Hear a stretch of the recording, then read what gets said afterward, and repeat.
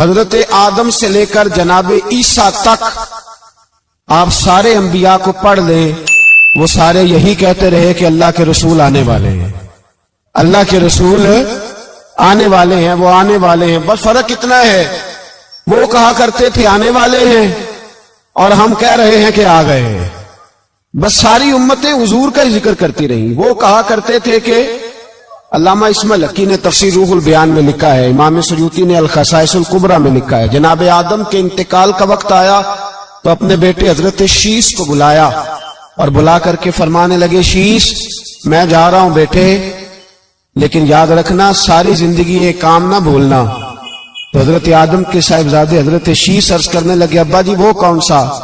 کہنے لگے ہر وقت ہر روز اللہ کے آخری نبی پر درود و سلام پڑھتے رہنا۔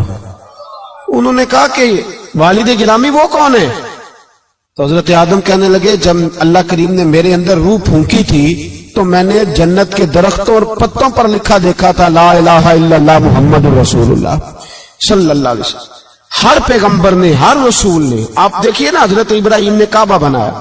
اصل بات یہ ہے کہ ہم حضور کے امتی ہیں، ہم اس طرح قدر نہیں کر پاتے جس طرح وہ لوگ آرزویں کرتے تھے۔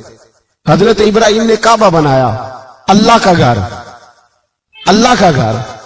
یہاں جو آدمی اپنے سگے بیٹے کو بھی گھر بنا کے دیتا ہے، وہ بھی اپنی بہو کو کہتا ہے میں نے بنا کے دیا، حالانکہ اپنے بیٹے کو دیا ہے۔ وہ بھی پوتوں کو کبھی کبھی بلا کے کہتا ہے تمہارے باپ نے کیا کمایا، میں نے دیا ہے۔ لوگ عادی ہیں، لیکن میرے عزیز حضرت ابراہیم نے اللہ کا گھر بنایا، اور جب بنا رہے تھے تو انداز یہ تھا کہ حضرت اسماعیل پتھر اٹھا کے لاتے تھے اور جناب ابراہیم خانہ کعبہ کی دیواریں بلند فرماتے تھے۔ اس عالم میں جب بنا چکے تو عرض کرنے لگے، یا اللہ کعبہ میں نے بنا دیا ہے، اسے آباد کرنے والا رسول بھی عطا فرما دے۔ ربنا وابعث فیہم رسولا، یا اللہ وہ رسول ہمیں عطا فرما جو بڑی شانوں والا ہے۔ سارے انبیاء، حضرت سیدنا عیسیٰ علیہ السلام کہ کچھ امتی کہنے لگے عیسیٰ مردے زندہ کر دیتے ہو، کوڑوں کو شفا دے دیتے ہو، اے عیسیٰ آپ کا ہاتھ لگ جائے تو اللہ بڑے سے بڑے برس کے مریض کو بھی شفا دے دیتا ہے، لگتا ہے سب سے زیادہ شان والے آپ ہی ہو۔ تو حضرت عیسیٰ کہنے لگے نہیں، وَمُبَشِّرٌ بِرَسُولٍ يَأْتِي مِن بَعْدِهِ اسْمُهُ احمد، فرمایا شان والا تو وہ ہے جس کی میں تمہیں خوشخبری دینے آیا ہوں، وہ میرے بعد آئے گا اور اس کا نام احمد ہوگا، وہ اس کی میں تمہیں خوشخبری دینے آیا ہوں۔ میرے بھائی، میرے رسول کریم سید عالم صلی اللہ علیہ وسلم کے بارے میں ہر نبی، ہر پیغمبر، ہر رسول یہ کہتے آئے وہ آنے والے ہیں، اور ہم کیا کہہ رہے ہیں؟ وہ ہم کیا کہہ رہے ہیں؟ فرق اتنا ہے، وہ کہا کرتے تھے آنے والے ہیں، اور ہم کیا کہتے ہیں؟ ہم کہتے ہیں آ گئے ہیں۔ عید میلاد النبی ہے، کیا سہانا نور ہے، دیکھو آ گیا وہ نور والا جس کا سارا نور ہے۔ ہم یہ کہہ رہے ہیں کہ وہ آ گئے، بڑی عزت والا، بڑی شان والا۔ رب کریم بڑے بلند حوصلے والا ہے، وہ کسی کو جتلاتا نہیں کوئی شے دے کے، وہ نہیں جتلاتا، اس کو جو نہیں مانتے انہیں بھی روٹی دیتا ہے۔ جس نے ساری عمر نماز نہیں پڑھی اللہ نے اسے بھی بچے عطا فرمائے، اس نے ساری زندگی نافرمانی کی رب نے اسے بھی نعمتیں دی، کسی نعمت پر احسان نہیں جتلایا، لیکن فرمایا میرے نبی کے غلاموں ذرا ہوش سے رہنا، ذرا ہوش سے۔ ساری زندگی برادریوں پر ہی فخر کرتے رہے ہو، ساری زندگی بینک بیلنس اور جائیداد اور مال پر ہی تم نے فخر کیا ہے، فرمایا ایک فخر والی چیز میں تمہیں دے رہا ہوں، اور میں تمہیں بتا رہا ہوں لقد من اللہ علی المؤمنین اذ بعث فیہم رسولا۔ اور یار اس پہ کبھی غور تو کرو، اس پہ کبھی غور تو کرو، احسان جتلانا کوئی چھوٹی سی بات ہے؟ اور پھر مالک جس کے حوصلے پر کوئی کلام ہی نہیں کر سکتا، وہ مالک احسان جتلا کے تجھے کہتا ہے او مسلمان تو چھوٹا سمجھتا ہے، تو شاید ہلکا جانتا ہے، ہوش کر اور اپنے اندر کے مصطفیٰ کریم کے اس غلام کو بیدار کر۔ رب فرماتا ہے میں نے تمہارے اوپر بڑا ہی احسان کیا ہے، میں نے بڑا ہی احسان کیا۔ یا اللہ کیا؟ فرمایا اذ بعث فیہم رسولا، میں نے تمہیں اپنا شانوں والا رسول عطا کیا ہے۔ دیدہ دل کا دریچہ باز کرنا چاہیے، اور یا رسول اللہ جن کا تو آقا ہے ان کو ناز کرنا چاہیے۔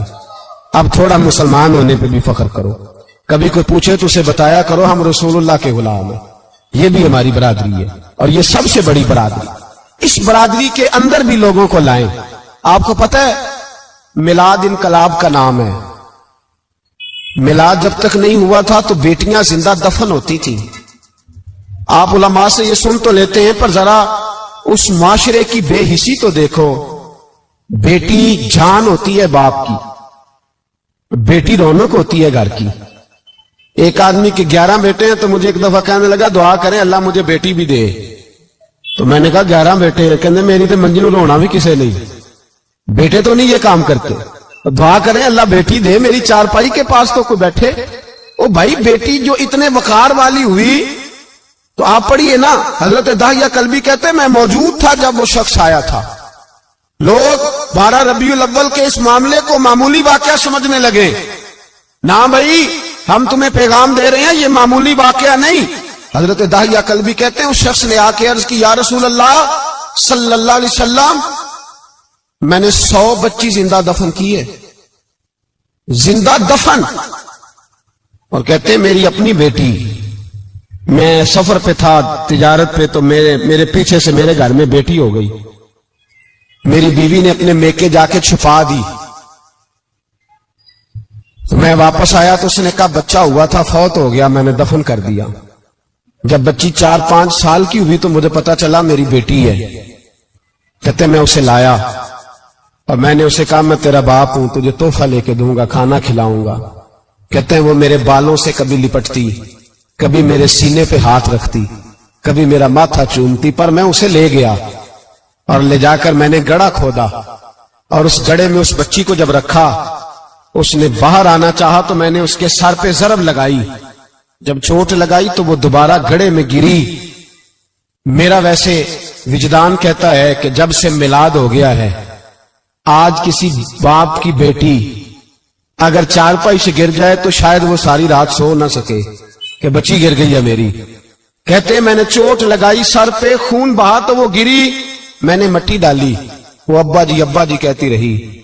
کہتے ہیں جب اس کا وجود چھپ گیا اور اس کے چہرے پر مٹی پڑنے لگی تو اس نے ایک لفظ کہا, وہ لفظ مجھے آپ کے پاس لایا ہے. وہ بیٹی کہنے لگی اے اللہ بتا تیرا رحمت للعالمین نبی کب آئے گا.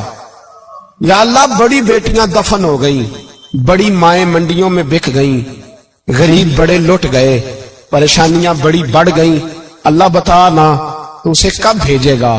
اب کتنی دیر ہے, اندھیرا بڑا گہرا ہو گیا, اب نہیں جیا جاتا, اب نہیں سہا جاتا, اللہ تو کب بھیجے گا. حضرت داہیہ کلبی کہتے ہیں وہ بتا رہا تھا اور نبی کریم بار بار اپنی چادر کا پلو اٹھاتے تھے اور اپنے آنسو پوچھتے تھے. بار بار چادر کا پلو اٹھاتے تھے اور آنسو پوچھتے تھے, بار بار اٹھاتے تھے آنسو پوچھتے تھے. حضرت داہیہ کلبی کہتے ہیں حضور نے پوچھا تیری جرت کیسے ہوئی, تو حوصلہ کہاں سے لایا. اس نے کہا محبوبہ پتہ نہیں, لیکن قربان جاؤں یا رسول اللہ صلی اللہ علیہ وسلم میں نے آج سویرے آپ کے ایک صحابی کو یہ کہتے سنا ہے کہ وما ارسلناک الا رحمت للعالمین. تو یہ رحمت للعالمین کے لفظ ہیں, یہ تو میں نے اپنی مرتی ہوئی بیٹی سے سنے تھے. تو آج جب میں نے اس کی زبان سے سنے تو میں نے کہا تو انہیں جانتا ہے. کہا جانتا ہوں. کہا مجھے بھی لے چل. تو حضور میں آپ کے دروازے آیا ہوں, رب معاف کر دے گا.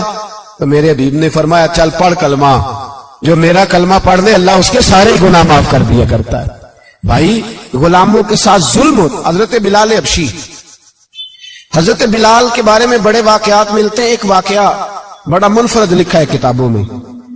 حضرت بلال سے لوگوں نے کہا آپ نبی پاک سے متاثر کیسے ہوئے. تو جناب بلال کہنے لگے میں زیادہ لوگوں کو مکے کے لوگوں کو جانتا ہی نہیں تھا, چونکہ میری ڈیوٹی تھی گھر میں کام کرنے کی اور مجھے سخت سزا ملتی تھی امیہ بن خلف کی طرف سے. بلکہ تحقیق یہ ہے کہ یہ عبداللہ بن جدان کے غلام تھے. امیہ بن خلف نے تو جب انہوں نے کلمہ پڑھا تو پھر خریدا. عبداللہ بن جدان کہنے لگا میں فارغ نہیں, آپ لے لیں, آپ اس کو سزائیں دیں.